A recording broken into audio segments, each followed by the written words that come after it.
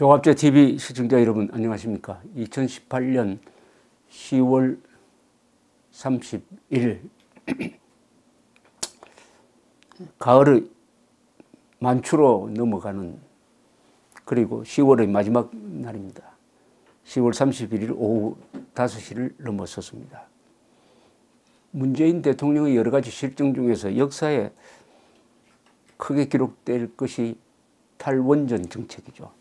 탈원전 정책을 합리적으로 합법적으로 한 게 아니고 잘못된 정보, 과장된 정보, 왜곡된 정보에 기초해가지고 과학을 무시하고 법을 무시하고 사실을 무시하고 권력의 힘으로 밀어붙이니까 곳곳에서 문제가 생기고 있는데 끊이질 않습니다. 연쇄 반응을 벌이고 있습니다. 멀쩡한 회사가 적자로 돌아서고 잘 돌아가는 원자력 발전소를 문 닫게 하고 그리고 도저히 경제성이 없는 태양광 풍력 발전을 도입한다고 해서 산을 망가뜨리고 경제도 망치고 자연도 망치고 재정도 망치고 이렇게 하고 있습니다. 그게 어디서 출발했느냐? 사실을 부정하고 과학을 부정하고 법을 부정한 정책이죠. 이런 정책이 왜 수정되지 않느냐? 권력을 잡은 사람이 밀어붙이고 그 권력을 뒷받침하는 계급투쟁론적 좌파 이념이 있으니까 자신의 잘못을 절대로 인정하지 않는 이런 정책이 1년여 계속되다가 보니까 이런 상황이 하나 또 새롭게 벌어졌습니다. 온실가스 배출량이 늘었다. 온실가스는 아시다시피 지구온난화의 주범이죠. 지구적 대책이 필요한 겁니다. 온실가스 배출량이 늘었다는 말은 인류의 위험을 더 높였다는 그런 뜻입니다.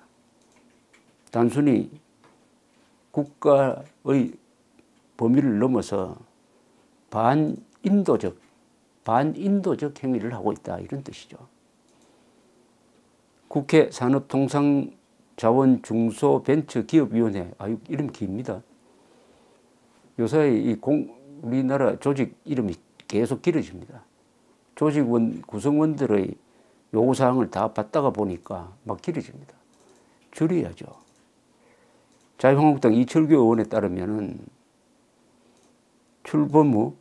문재인 정부 출범 후 1년간 탈원전 정책을 추진하다가 보니까 화력 발전 비중이 늘어가지고 온실가스 배출량이 그 이전 1년보다 1,800만 톤이나 늘었다. 1,800만 톤이나 늘었다. 이산화탄소, 메탄 등이 함유된 온실가스는 지구온난화의 주된 원인일 뿐만 아니라 미세먼지 악화에도 영향을 끼친다. 이렇게 발표를 했는데요. 그 근거가 되는 게 2017년 6월부터 탈원전 정책이 시작된 올해까지 1년간 총 발전량은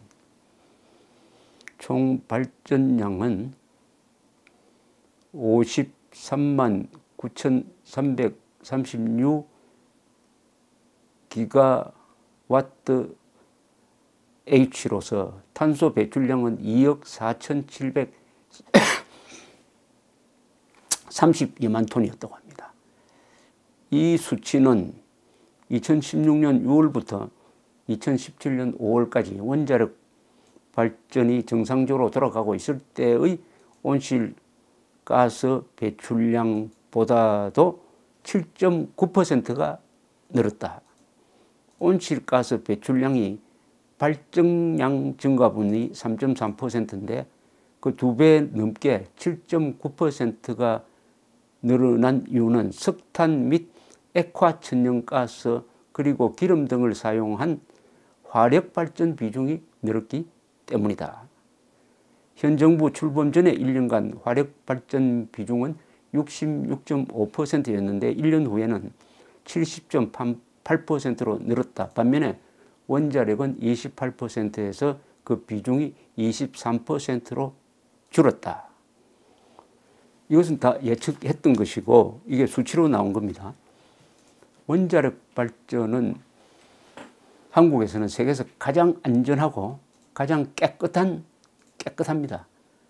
원자력 발전에서 나오는 것은 방사능 폐기물과 방사능인데 그것은 철저하게 관리되어 가지고 한국에서는 방사능으로 사람이 다친 적이 단 한 사람도 없습니다.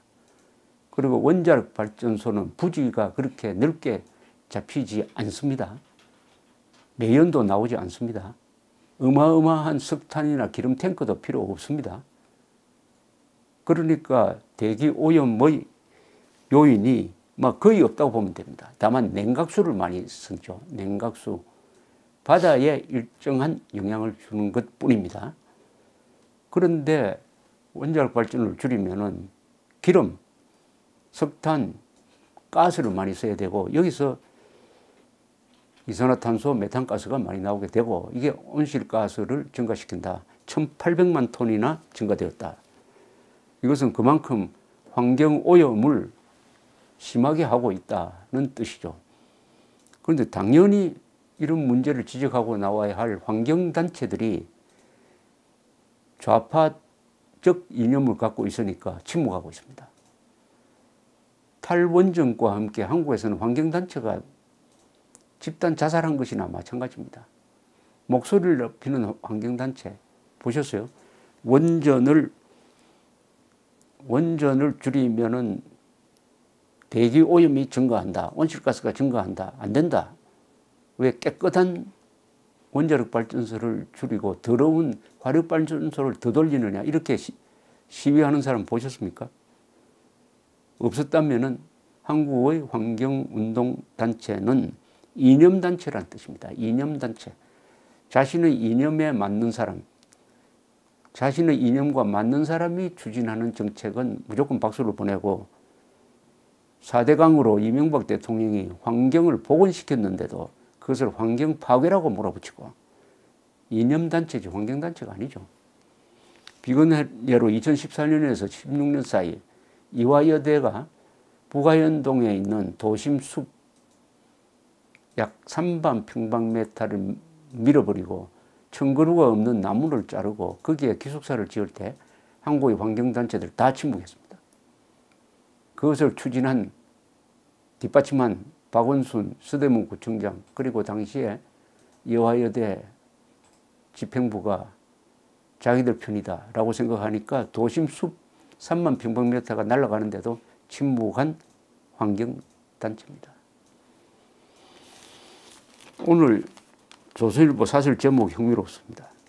새만금에 세운다는 세계에서 제일 비싼 태양광 발전소. 정부가 30일 새만금을 오는 2020년까지 10조여 원을 들여 태양광 3기가와트 등 총 4기가와트 규모의 재생에너지 중심지로 키우겠다고 발표했다. 문재인 대통령은 새만금 태양광이 많은 일자리를 만들고 지역 경제를 살리며 미래 성장 동력이 될 것이라고 했다. 원전을 줄이면 일자리가 많이 날아가죠. 그것을 보충할 수 있을까요? 태양광이? 그러나 지역 시민 사회단체들은 정치쇼라고 반발했다. 태양광 풍력으로는 지역 경제를 살리지 못한다는 것이다. 새만금 태양광은 세계에서 가장 비싼 태양광 발전이 될 것이다. 1991년부터 새만금에 들어간 돈만 10조 원이 넘는다. 지금 가치로 환산하면 20조 원에 육박할 것이다. 평당 100만 원이 훨씬 넘게 들어간 간척지에 다시 6조 원을 들여 태양광 패널을 깐다. 전문가들에 따르면 여기에 20년간 들어갈 보조금이 8조 원가량이라고 한다. 태양광 이용률 15%를 감안하면 1kW에 250원 꼴이다. 원전은 땅값, 건설비, 사후 처리비까지 포함해 1kWh에 50원, 석탄 발전은 60 내지 70원 수준이다. 정부는 원전이 위험하다고 탈원전을 한다더니 월성 1호기는 경제성이 없다며 가동 중단시켰다. 새만금 태양광은 대체 어떤 경제성인지 정부가 밝혀야 한다. 그러니까 원자력 발전소보다 태양광 발전소가 5배나 단가가 더 먹힌다는 겁니다. 왜 이렇게 비싼 전력을 생산하는데 국가가 돈을 대주느냐 이거죠. 정부는 작년 12월 100조 원이 드는 재생에너지 3020 계획을 발표하면서 태양광 발전 부지를 평당 6만 원으로 계산했다. 새만금 태양광은 이보다 15배 넘는 가격이다. 이 또한 납득할 수 없다. 문 대통령은 OECD 국가 전체의 재생에너지 발전 비중이 25%에 달하고 중국만 해도 25%인데 우리는 8%밖에 안 된다고 했다.